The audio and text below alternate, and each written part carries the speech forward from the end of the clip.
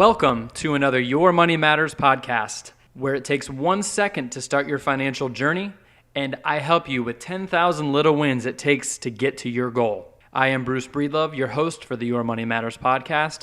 Thank you so much for being here with us. I am so glad to have you. So, episode 3. This is awesome. So all of our social media sites, Instagram, YouTube, Facebook, we've had really good conversations on those sites. I'm going to have a shameless plug in here just for them again, because I think the more people get involved, the more people get connected, the more people keep asking questions, I'll have more and better content better suited for you guys on this podcast. So I put videos out almost every day. I put content out almost every single day on Facebook and Instagram, and I put all the videos I make on YouTube. And let me just go over those social media sites again. Facebook.com/YourMoneyMatters365. We have a group on there. That's where most of the conversation takes place. And we have a page. So like and follow the page.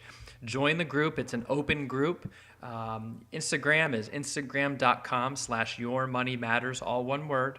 And on YouTube, just get on there, search Your Money Matters, all one word again, and we're about the second or third topic on there. So just, guys, get involved, get asking questions.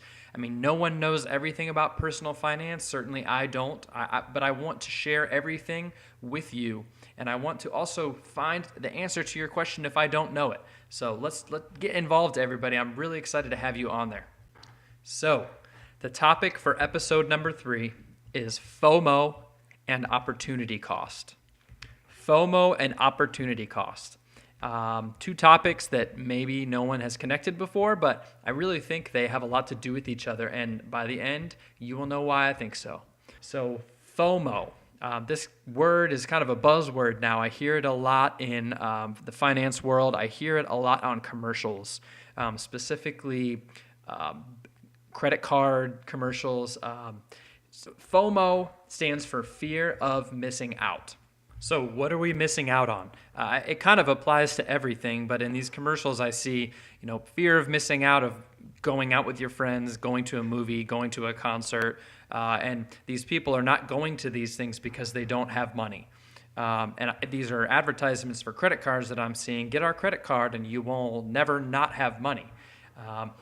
That's a big problem. They're catering to your need to socialize, which every human has. They're catering to your need to socialize and have experiences. And when these credit card companies sell experiences to you, they are very good at doing it. And it attacks this emotional center inside of you, and you think, I need that.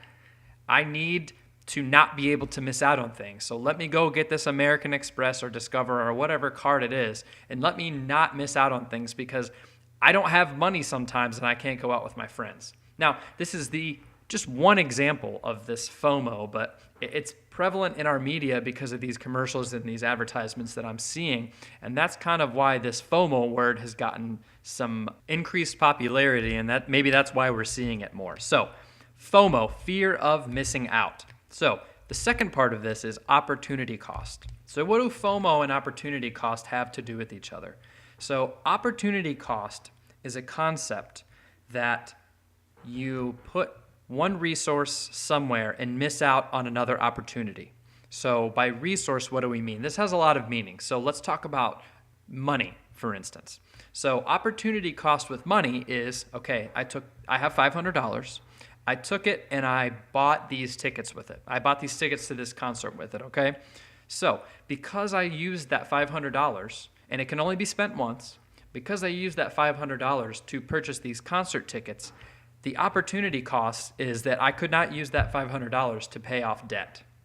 And that's just one example. So you could do the same thing with the $500 with two different routes.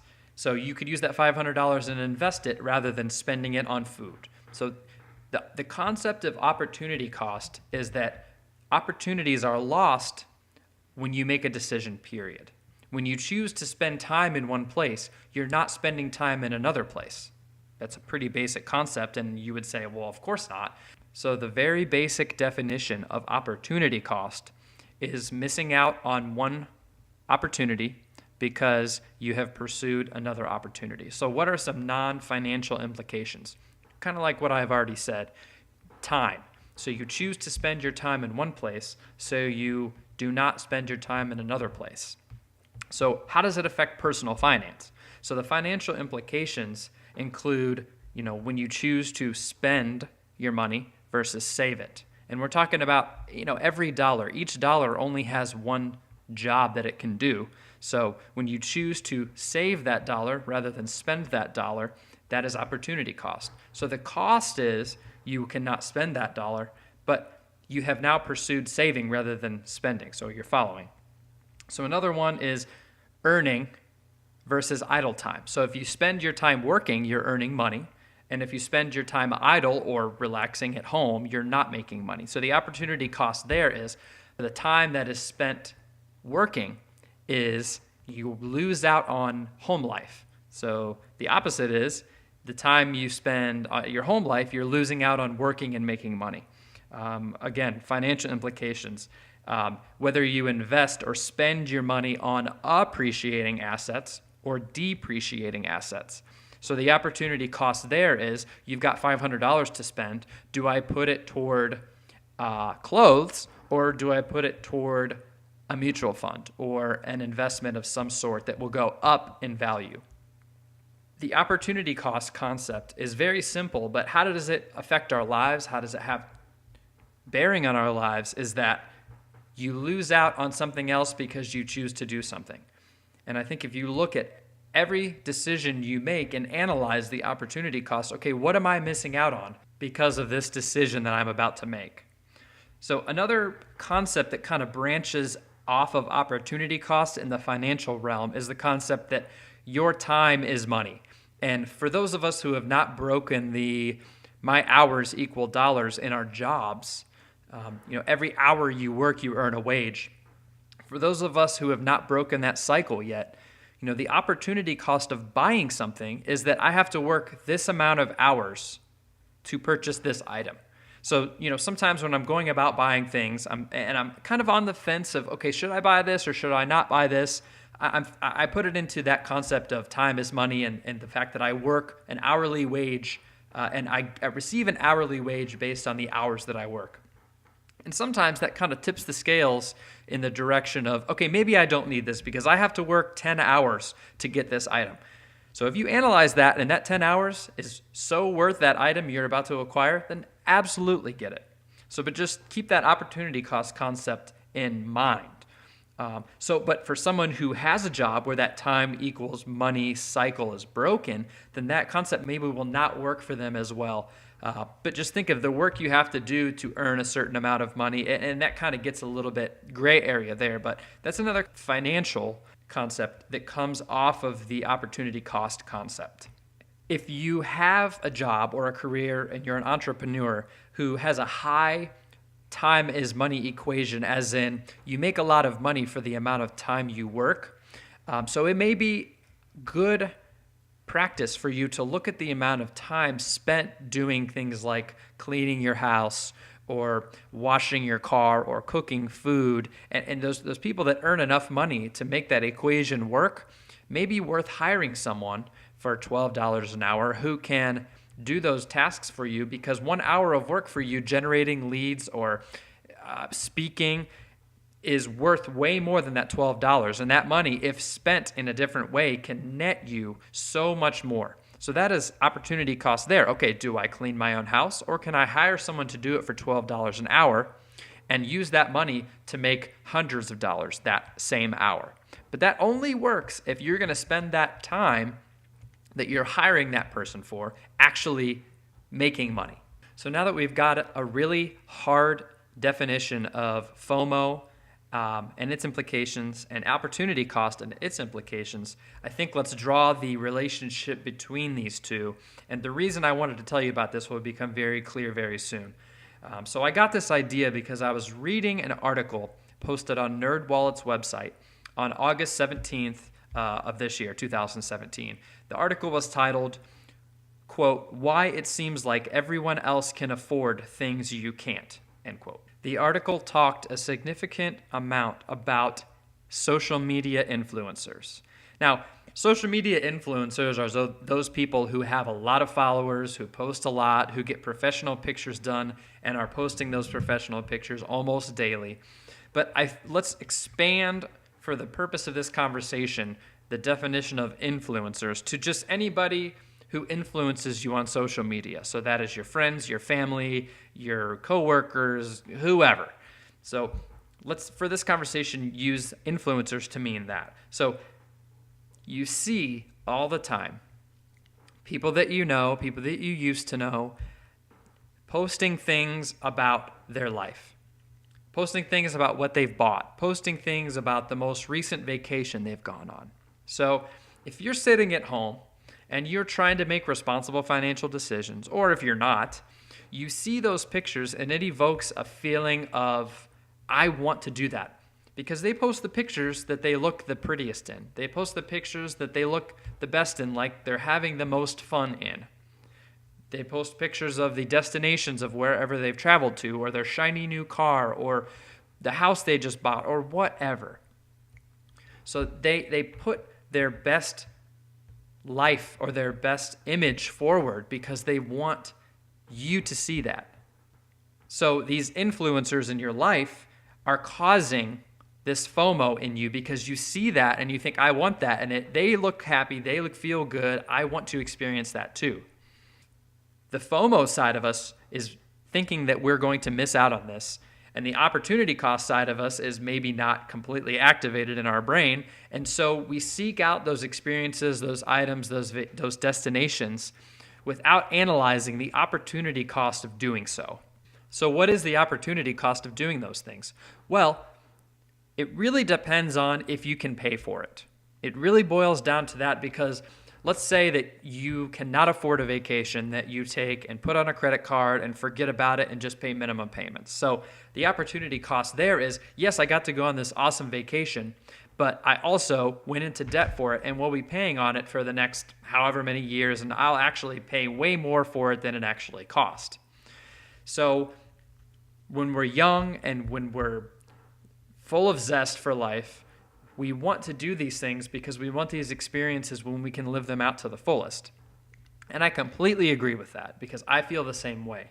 But you have to analyze the opportunity cost of what you're doing. So I talk to people about this and I say, you went on this vacation or you bought this car, this house that you could not afford. And a lot of times I hear something related to another four-letter acronym for something called YOLO. You only live once. So these people that I talk to about, maybe going on this vacation or acquiring this thing wasn't the best idea because you didn't have money for it. They say, well, I want to do it when I'm young. I'll think about it later. What if I die tomorrow? YOLO has kind of become the moniker for the millennial generation. I'm not crazy about the millennial term, but I guess we have to embrace it now, fellow millennials. So it's the moniker for our generation. And I think in some ways it's very good. And in some ways it's very bad. And let me get into that really quick. What's good about YOLO is that tomorrow is never guaranteed. And in my line of work, I'm a registered nurse, in case anybody out there didn't know that. I see all the time that people have regret regarding their life because they did not experience a thing. They didn't travel as much as they wanted. They didn't have time to have kids or didn't do whatever. So they had that regret, and that is something that no one can take away. Once you have passed and have overcome that ability to do something because of health, and that's what I see a lot, no one can give you that. And that's a very scary thing. And that's why the YOLO, this moniker for our generation, is a very good thing because it allows us to enjoy the moment and live life to the fullest. I completely agree. But let's get to the bad side of it. So let's just assume that we are not going to die tomorrow and tomorrow is guaranteed for us. The bad repercussion of YOLO is that it can cause debt. It can cause a lack of forward planning. It can cause a lack of savings because we move to acquire these things and these experiences early on and don't plan for the future. So my answer to people that bring this up is that you are absolutely right. And the key here is balance between YOLO and we may live till tomorrow. Because no one wants to work until they're a skeleton. No one wants to work forever. I mean, maybe you enjoy your job and that's wonderful, but you have to do a good thing by balancing the good and bad aspects of YOLO in your life. So using opportunity cost, you can absolutely do that. Using that concept, you can really look and see, okay, I'm choosing to do this. What am I missing out on? So that FOMO that we feel by looking at social media and our influencers in our life showing us their best self is that it doesn't show the bad. It doesn't show what their opportunity cost was. It doesn't show what they gave up to pursue those things that you're seeing and being influenced by. So it doesn't show the bad or the sacrifice. And it can cause you, it can influence you to not weigh out the opportunity cost of consuming what they're consuming. So if only we got pictures of those people that took that vacation that couldn't afford it, of the credit card bills coming to their house, or the lost wages of them not working and choosing to go on vacation, or whatever. Or let's talk about the car that they bought and financed or leased and lost their hat on because that car now 4 years later is worth nothing. So the opportunity cost we don't see. And it's understandable because no one wants to put out the bad side of their life because that's not what social media is about. Social media is about trying to put yourself out there in the best possible light because you want people to see the best of you, and it's completely understandable. But it's easy to fall into the trap of not weighing out what that person is giving up to do that thing.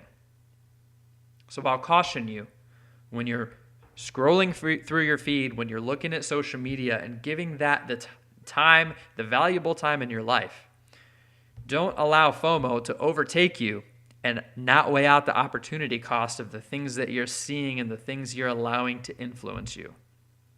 So we see a lot of glamorous lifestyle on social media, on the news, pretty much everywhere now. A lot of it is from celebrities.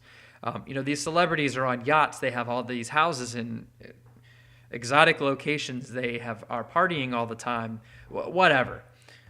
Whoever you follow, you see it, I'm sure. So that, I know, can maybe cause a little bit of regret about your own life because you have not accomplished that. And I think us chasing these celebrities is very dangerous because we don't have the means to do what they're doing. And to act like a celebrity and to roll up in a Lambo if you can't afford it is never a good idea. By all means, if you're making a couple $100,000 a year, you don't have debt, you have a great net worth of somewhere around the $1 million range, buy the Lamborghini. But the people I'm speaking to now are the people that acquire these things and do this stuff that they can't afford. So just be careful.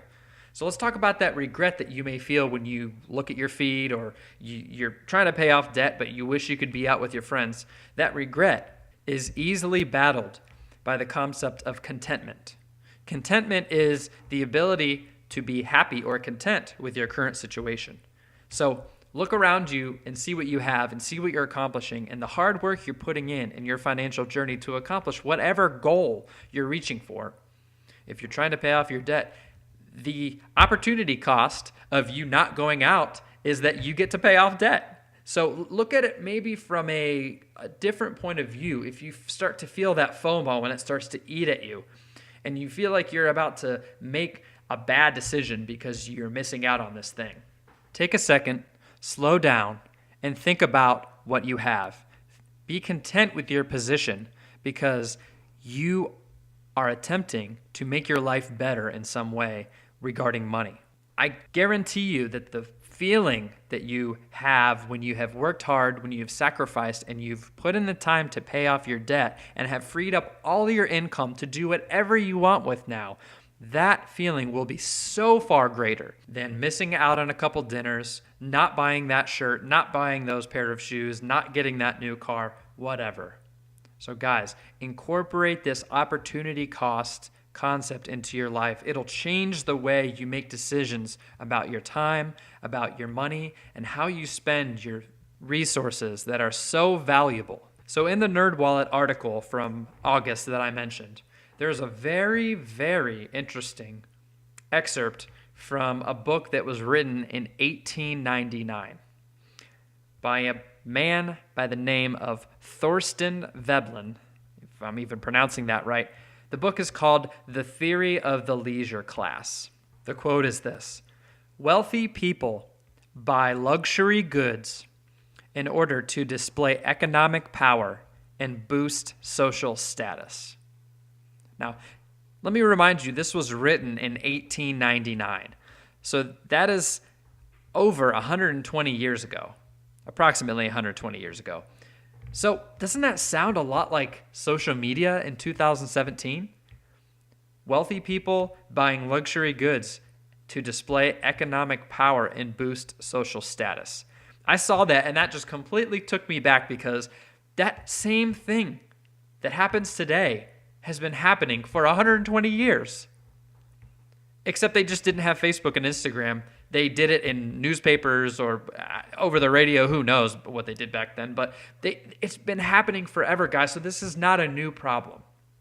So I implore you, please work on incorporating this FOMO and opportunity cost concept into your life. It will, like I said, change the way you make decisions. And there you have it. Episode 3 of the Your Money Matters podcast. Thank you so much for listening. Next week, episode 4 of the Your Money Matters podcast, entitled ESI, Earning, Saving, and Investing. You have to come back for that one, guys. It's going to be awesome.